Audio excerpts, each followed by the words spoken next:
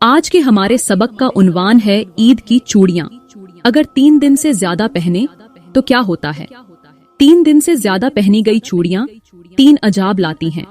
जी हाँ, वही रंगीन, दिल लुभाने करने वाली, खुशबू बिखेरती हुई चूड़ियां जो ईद के दिन हमारी कलाइयों की ज़ीनत बनती है। वही खुशी की अलामत समझी जाने वाली चूड़ियां अगर 3 दिन से ज्यादा पहनी जाएं तो यही ज़ीनत, यही खुशबू, यही फैशन एक ऐसा बोझ बन जाता है जो न सिर्फ रूह को थका देता है बल्कि पूरे घर के सुकून को छीन लेता है।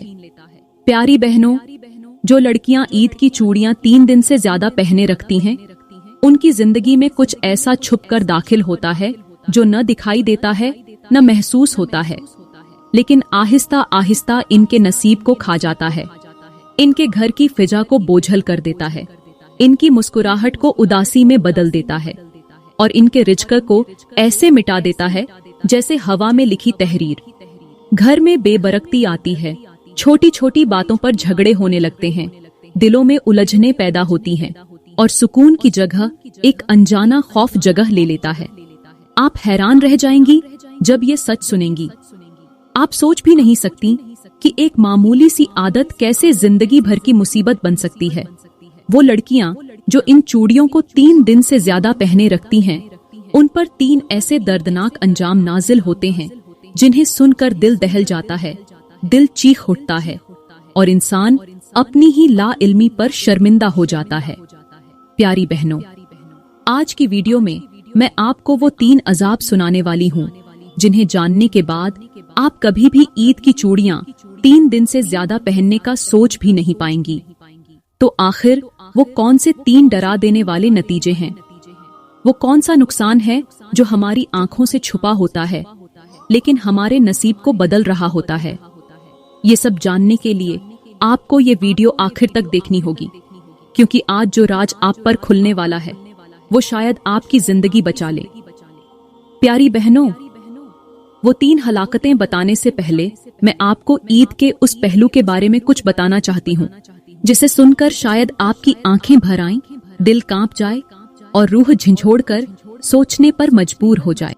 हम में से अक्सर ईद को सिर्फ नए कपड़ों, चूड़ियों, मेहंदी और खुशियों तक महदूद समझते हैं, लेकिन ईद सिर्फ एक खुशी का दिन नहीं बल्कि एक इम्तिहान, एक मौका और एक अता है जिसे मेरा रब उन बंदों को देता है जो रमजान के महीने में अपने नफ्स को काबू में रखते हैं, और उन बहनों को जो सब्र, हया और वफा की राहों पर चलती हैं।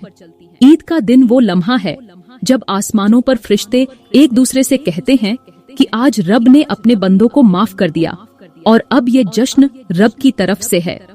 ईद उस वक़्त को कहते हैं जब इंसान के तमाम दुख, तकलीफें और आजमाइशें खत्म होने के करीब आती हैं, अगर वो इस दिन को उसकी असल रूह के साथ गुजारे। प्यारी बहनों, ईद के दिन जब हम मुस्कुराती हैं तो आसमान पर रहमतें नाजिल होती हैं, लेकिन अगर इसी दिन हमने गुरूर, दिखावा या गुनाह का इंतखाब किया तो वही ईद हमारे लिए एक बोझ बन जाती है।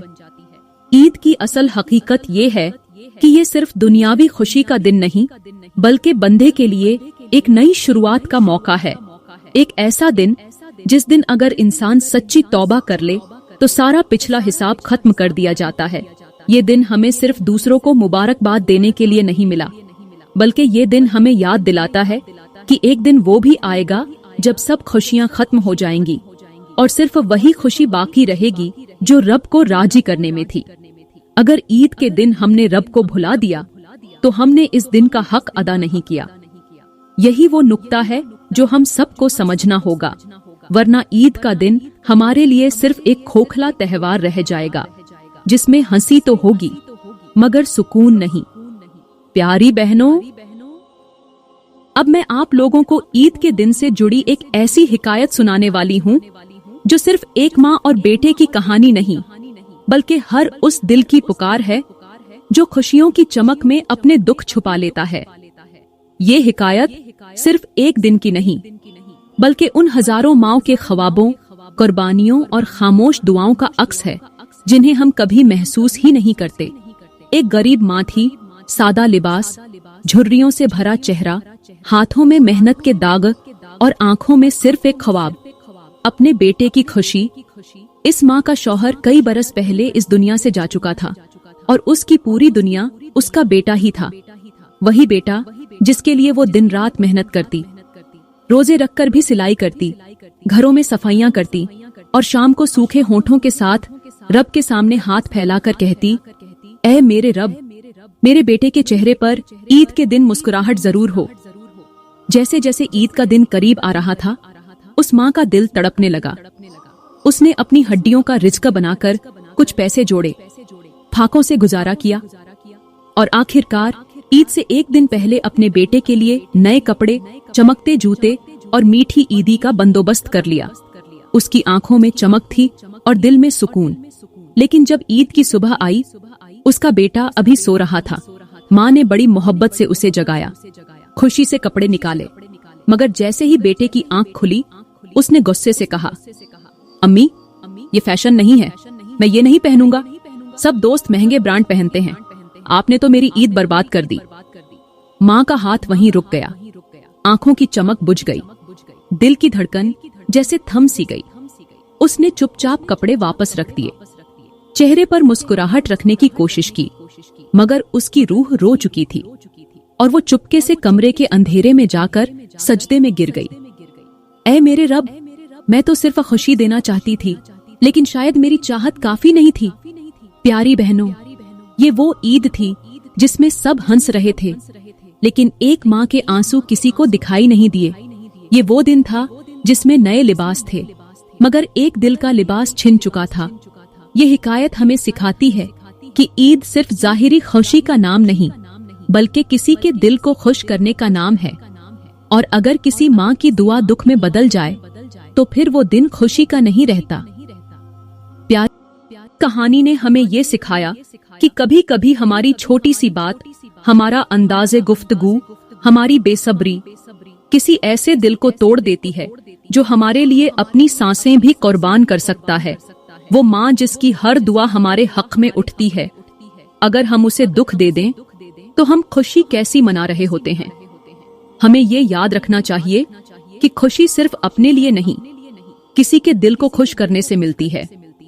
जो बेटा माँ की मेहनत को रद्द कर दे, जो बेटी बाप की कमाई को नाकाफी समझे, जो घर वाले एक दूसरे की कोशिशों की कद्र न करे, उनके यहाँ कभी हकीकी खुशी नहीं उतरती। ख्वाह वो कपड़े कितने भी कीमती हों, जेवरात कितने ही चमकदार हों। प्यारी बहनों, याद रखो, जब तक दिल से शुक्र न निकले, तब तक जबान की ईद मुबारक सिर्फ लफ्जों का धोखा होती है। सादा जिंदगी में छुपी दुआओं का वजन कीमती तोहफों से ज्यादा होता है। और अगर हमने ये न सीखा, तो हम हर ईद पर खुशी का सिर्फ दिखावा करेंगे, हकीकी सुकून कभी हासिल न होगा। प्यारी बहनों, अब हम बात करते हैं उन 3 दर्दनाक अजाबों की जो उन बहनों पर उतरते हैं जो बज़ाहिर तो खुशी मना रही होती हैं, मगर एक बहुत बड़ी गफलत का शिकार होती है। आज मैं आपको पहला अजाब बताने वाली हूँ, जो सुनने में शायद आसान लगे, लेकिन जब आप इसकी गहराई में जाएंगी तो आपकी रूह तक कांप उठेगी, जिस्म का रेशा रेशा लरज उठेगा और दिल के अंदर छुपा सच जाग जाएगा। पहला अजाब यह है कि घर की रहमत का उठ जाना और रिज़्क का थम जाना। प्यारी बहनों, ये वो अजाब है जो आहिस्ता आहिस्ता इंसान के नसीब से हर वो चीज छीन लेता है जो उसे जिंदा रखती है, जो उसे सुकून देती है, जो उसे खुशी का एहसास देती है। जिस घर में अल्लाह की दी गई नेमतों की कद्र न हो, जिस घर में खुशी के नाम पर दिखावा हो, जहाँ इबादत के बजाय फैशन हो, जहाँ शर्म व हया के बजाय बेपर्दगी हो, वहाँ से सबसे पहले रहमत उठा ली जाती है। वो रहमत जो बीमारी को रोक देती है, जो हादसे को पलट देती है, जो रिज्क में बरकत डालती है, जो बच्चों की जबान से दुआएं निकलवा देती है। जब रहमत जाती है तो उसके बाद रिज्क में बरकत खत्म होने लगती है। चीजें आती तो हैं मगर जल्द खत्म हो जाती हैं।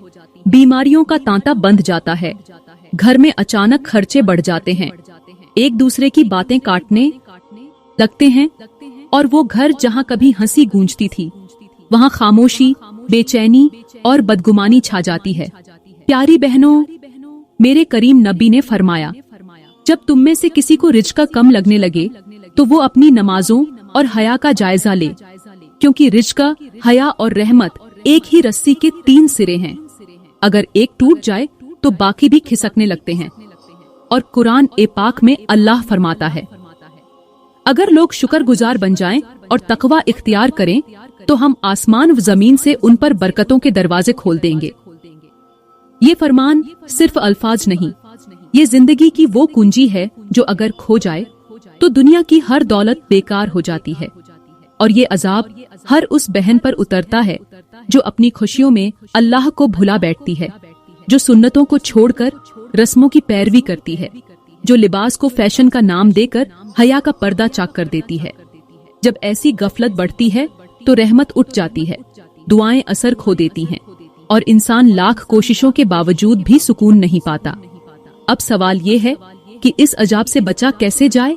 प्यारी बहनों, इसका एक ही रास्ता है और वो है अल्लाह की तरफ पलटना, सच्ची तौबा, माँ बाप की खिदमत, हया का लिबास और वो आंसू जो रात के सन्नाटे में सिर्फ अल्लाह के लिए बहाए जाएं। जब इंसान सच्चे दिल से अल्लाह को पुकारे तो वो रब दरवाजे बंद नहीं करता, बल्कि रहमत के बादल उसके घर के ऊपर मंडलाने लगते हैं। अगर आप चाहती हैं कि आपके घर में कभी रहमत खत्म ना हो, कभी रिज्क बंद ना हो, तो अपने रब से जुड़ जाओ और उसकी नाराजगी का सबब बनने वाली हर बात से बच जाओ, वरना वो वक्त दूर नहीं जब खुशी के दिनों में भी आपका दिल रोता होगा, आंखों में चमक नहीं, अंदर बेचैनी होगी और जबान पर सिर्फ एक सवाल होगा, आखिर मेरे साथ ऐसा क्यों हो रहा है? प्यारी बहनों, जब रहमत उठ जाती है तो इंसान का नसीब उसका साथ छोड़ देता है और यही पहला अजाब है जो खामोशी से उतरता है मगर इंसान की पूरी जिंदगी को हिलाकर रख देता है। प्यारी बहनों, यहाँ पर मैं आप लोगों को एक ऐसी गहरी मिसाल सुनाने वाली हूँ जो बज़ाहिर तो सादा लगती है, लेकिन उसके अंदर छुपा मतलब दिल को हिला देने वाला है, रूह को झंझोड़ देने वाला है और सोच के तमाम दरवाजे खोल देने वाला है। ये हिकायत एक ऐसी आकिलमंद बुजुर्ग हस्ती से जुड़ी है जिनके पास दूर दूर से लोग अपने मसले लेकर आते थे और वो तवील बातों के बजाय एक छोटी सी मिसाल से ऐसा सबक दे देते थे कि सामने वाला इंसान कांप जाता, दिल से तौबा कर लेता और आंखों से बहता पानी उसके अंदर की सच्चाई को जाहिर कर देता। एक दिन एक औरत जिसकी उम्र 40 के करीब थी, चेहरे पर थकन, आंखों में नमी और दिल में बेचैनी लिए बाबा जी के पास आई और रोते हुए कहने लगी, बाबा जी, न जाने मेरी जिंदगी से सुकून क्यों चला गया है। घर में रिज्क तो आता है लेकिन किसी खाई में गिर जाता है, किसी को खिलता नहीं, कभी बरकत नहीं रहती। मेरा शौहर सख्त मिजाज हो गया है, बच्चे जिद्दी हो गए हैं और मेरे दिल से मुस्कुराहट जैसे उतर चुकी है। आखिर ऐसा क्यों हो रहा है? बाबा जी ने कुछ लम्हे खामोशी से उस औरत को देखा, फिर जमीन पर पड़े एक पुराने मिट्टी के बर्तन को उठाया, उसमें पानी भरा और उस औरत से कहा, बेटी, ये बर्तन तेरे घर जैसा है, देखो ये भर गया है ना। वो औरत खामोश रही।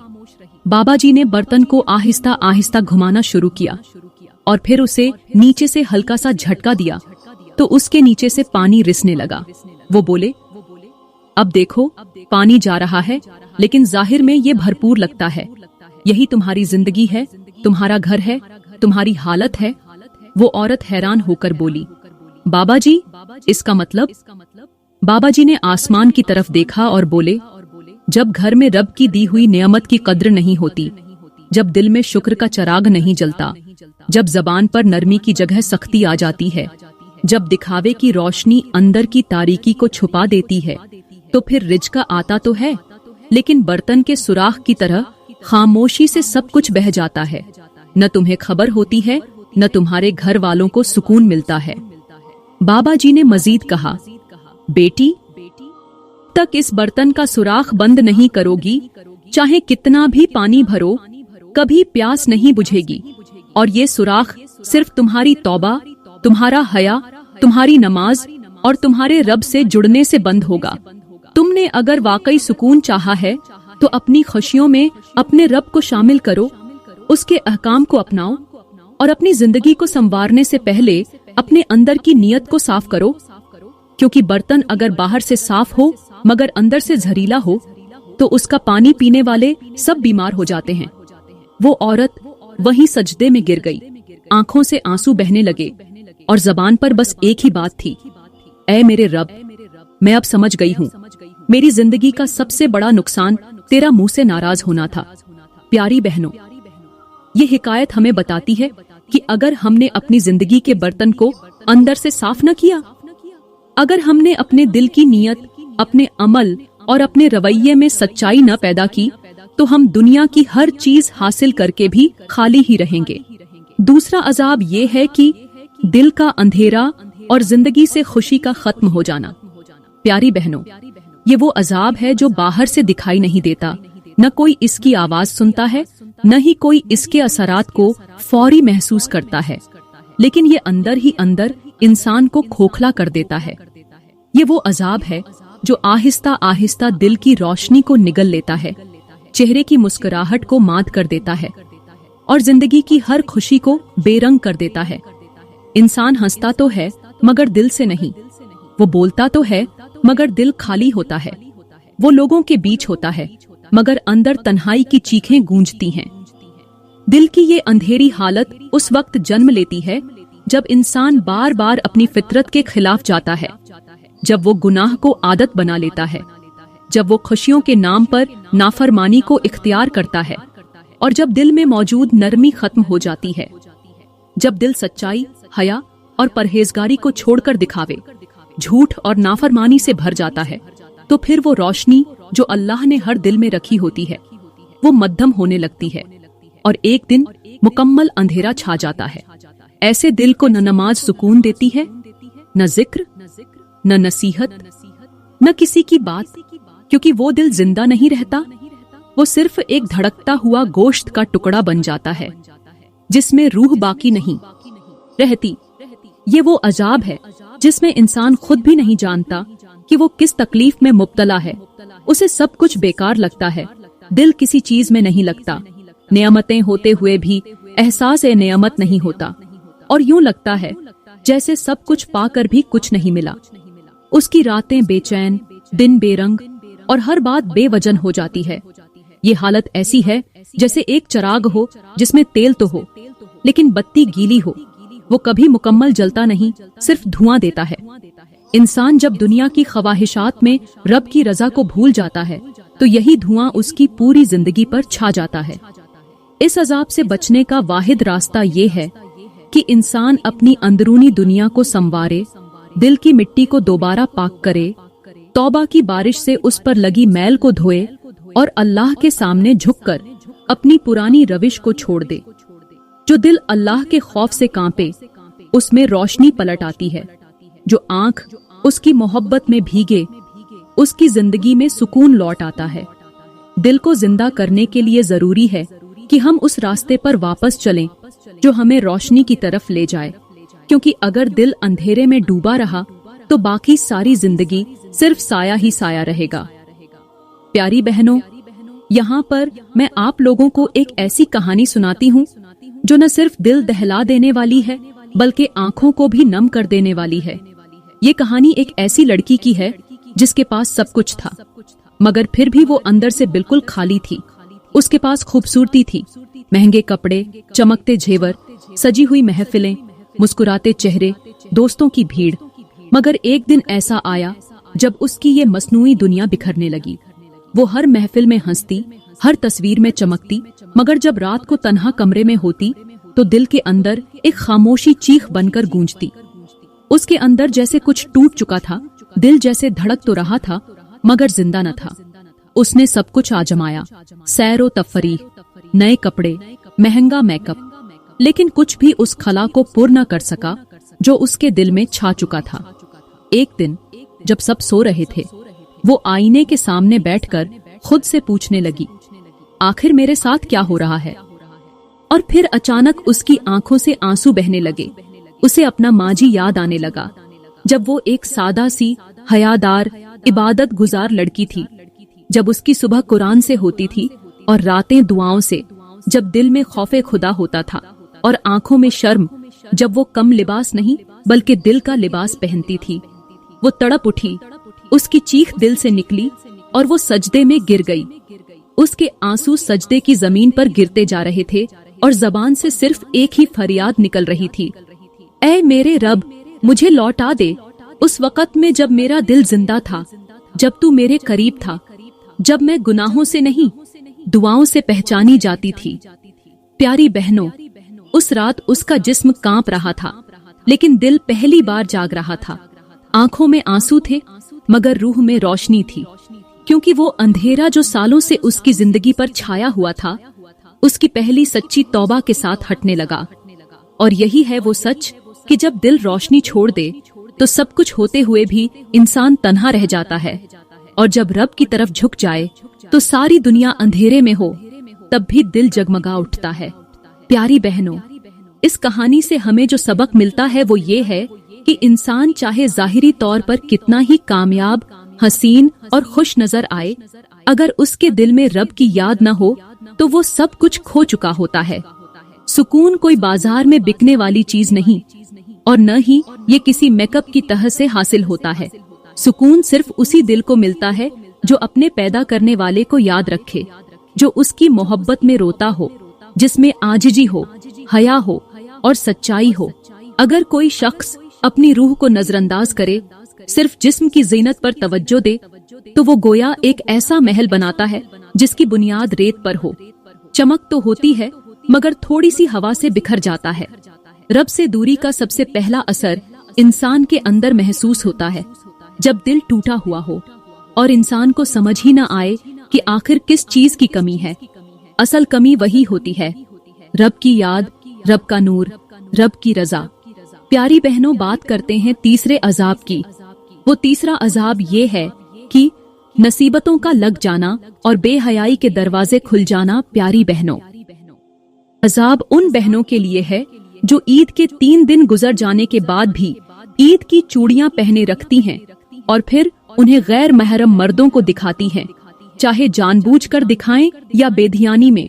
हर सूरत में इसका अंजाम खौफनाक और दर्दनाक होता है, क्योंकि प्यारी बहनों, जब एक लड़की अल्लाह के दिए हुए वकार को छोड़कर अपनी जीनत को उन नजरों के सामने लाती है जो उसके लिए हराम है, तो वो सिर्फ अपना जिस्म नहीं बल्कि अपनी रूह की पाकीज़गी को भी खतरे में डाल देती है। ये बात समझ लो कि गैर महरम मर्दों को चूड़ियों, मेहंदी, खुशबू या किसी भी ज़ीनत का दिखाना ऐसा है जैसे कोई अपनी इज्जत को खुद बाजार में ले जाए। और ये वो कदम होता है जिसके बाद शैतान अपनी चालें तेज कर देता है। जब औरत अपनी खूबसूरती को दिखावे में बदल देती है और मर्दों की नजरों को अपनी तरफ मुतवज्जा करती है, तो वो सिर्फ खुद को नहीं बल्कि अपने घर, अपनी बहनों और अपनी नस्ल को भी अजाब के दहाने पर ले जाती है।